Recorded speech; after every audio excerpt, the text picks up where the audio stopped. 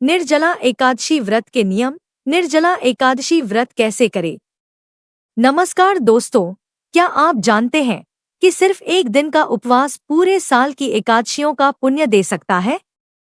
जी हाँ, हम बात कर रहे हैं निर्जला एकादशी की, एक ऐसा व्रत जो तप, त्याग और आत्मिक शक्ति का अद्भुत संगम है। लेकिन क्या इस कठिन व्रत को हर कोई कर सकता है? गर्भवती महिलाएं, बुजुर्ग या बच्चे, क्या इनके लिए भी यह व्रत अनिवार्य है? क्या इस व्रत के बिना मोक्ष नहीं मिलेगा? आज का यह वीडियो आपको निर्जला एकादशी व्रत की पूरी जानकारी देगा, वो भी विस्तार से, जिससे आपके मन के हर प्रश्न का समाधान हो जाएगा। इसलिए बने रहिए अंत तक। निर्जला एकादशी, जिसे भीमसेनी एकादशी भी कहा जाता है, ज्येष्ठ माह के शुक्ल पक्ष की एकादशी तिथि को आती है। इस दिन व्रती को पूर्ण रूप से जल और आहार का त्याग करना होता है। यह एक अत्यंत कठोर व्रत माना जाता है, जिसमें पूरे दिन और पूरी रात बिना जल ग्रहण किए रहना होता है। सिर्फ आचमन की अनुमति होती है, वह भी इतना हल्का कि वह गले के नीचे न जाए। इसीलिए इसे निर्जला कहा गया है, अर्थात बिना जल के। पुराणों में एकादशी व्रत को समस्त व्रतों की जननी कहा गया है।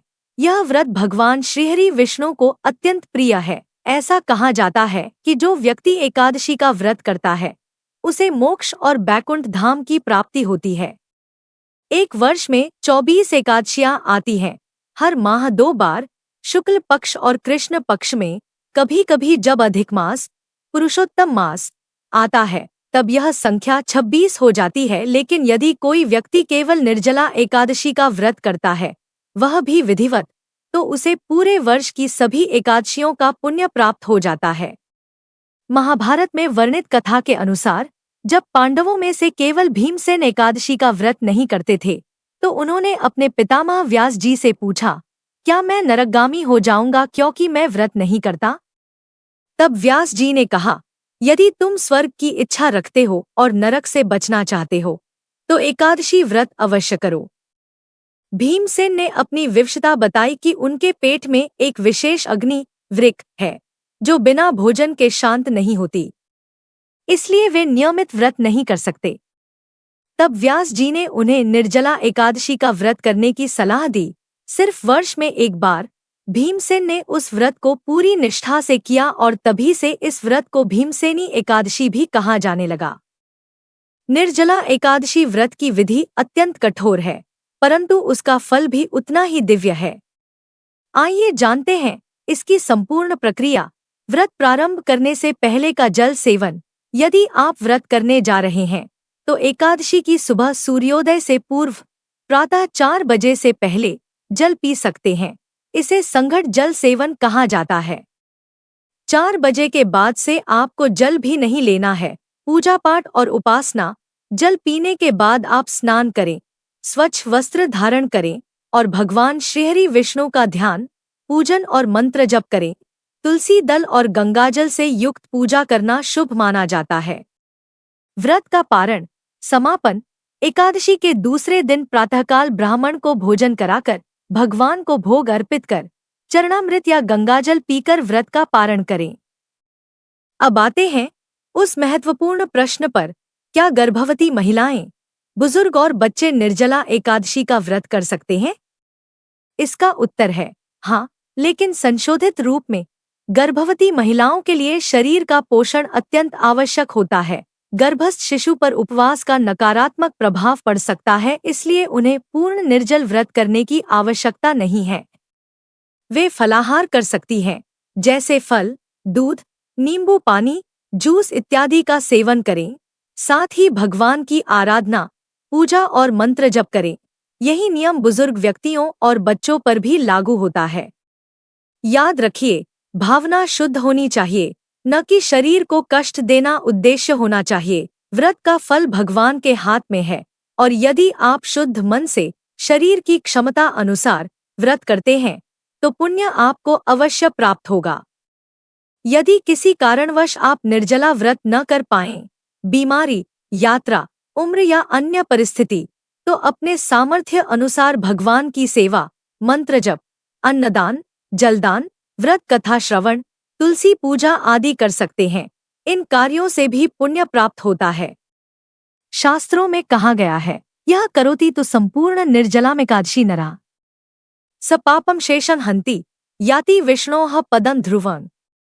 अर्थात जो व्यक्ति पूर्ण निष्ठा और नियमों के साथ निर्जला एकादशी का पालन करता है, वह अपने समस्त पापों से मुक्त होकर भगवान विष्णु के धाम को प्राप्त करता है। एकादशी के दिन प्रातः ब्रह्मा मुहूर्त में उठकर स्नान करें और यदि संभव हो तो गंगाजल से स्नान करें, पीले वस्त्र धारण करें, क्योंकि यह भगवान विष्णु का प्रिय रंग है।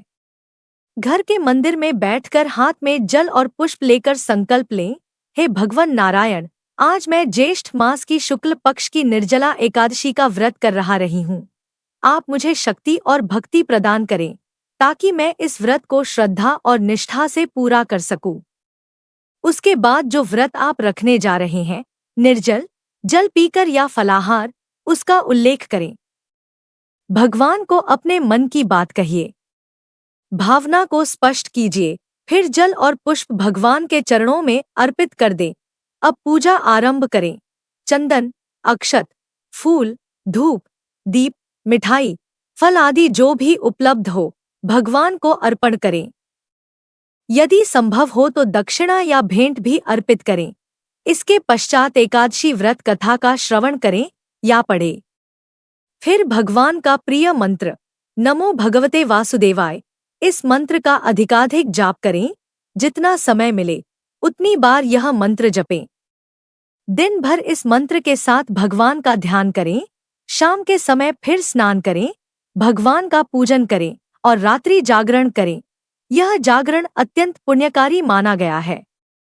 यदि आप निर्जल व्रत कर रहे हों और प्यास लगे तो भी मन में भगवान का स्मरण करते रहें, उनका नाम जपते रहें, यही आपकी तपस्या होगी।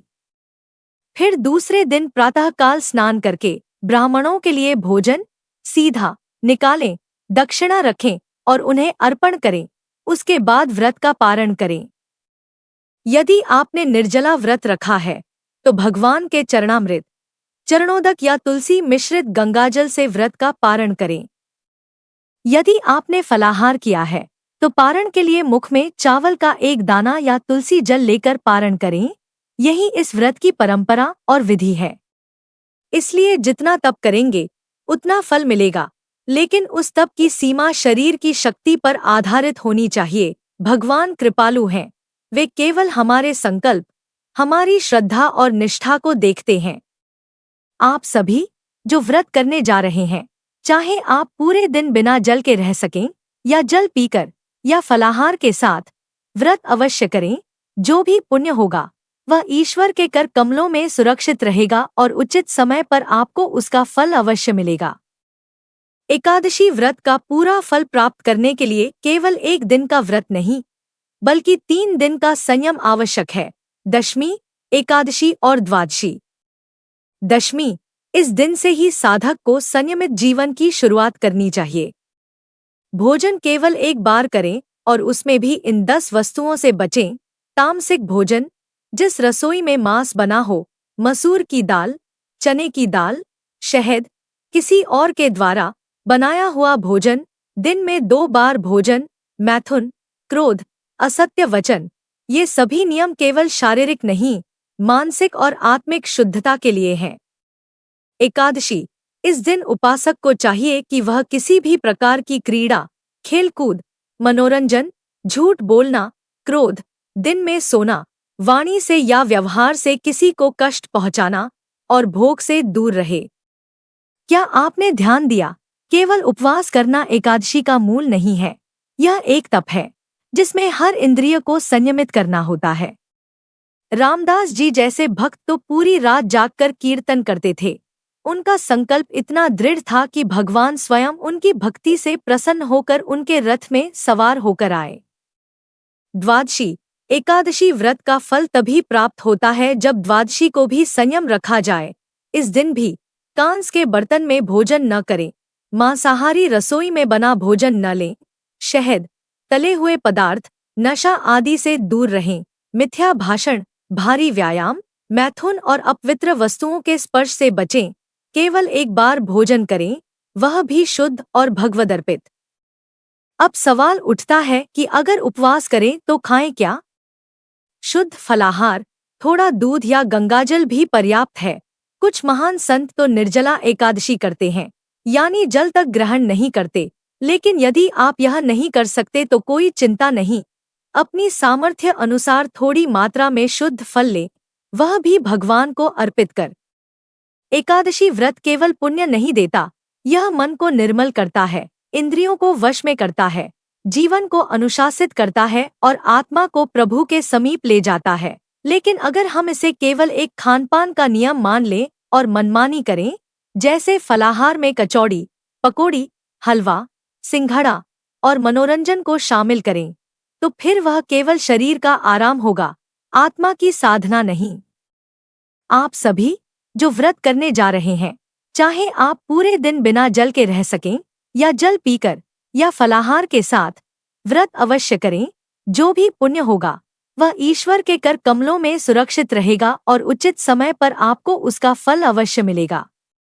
अगर आपको यह जानकारी पसंद आई हो तो कृपया इस वीडियो को लाइक करें, अपने विचारों को कमेंट करें और वास्तु धन संपदा चैनल को सब्सक्राइब करें, ताकि आप भविष्य में भी ऐसे ही ज्ञानवर्धक और जीवन को दिशा देने वाले वीडियो देख सकें।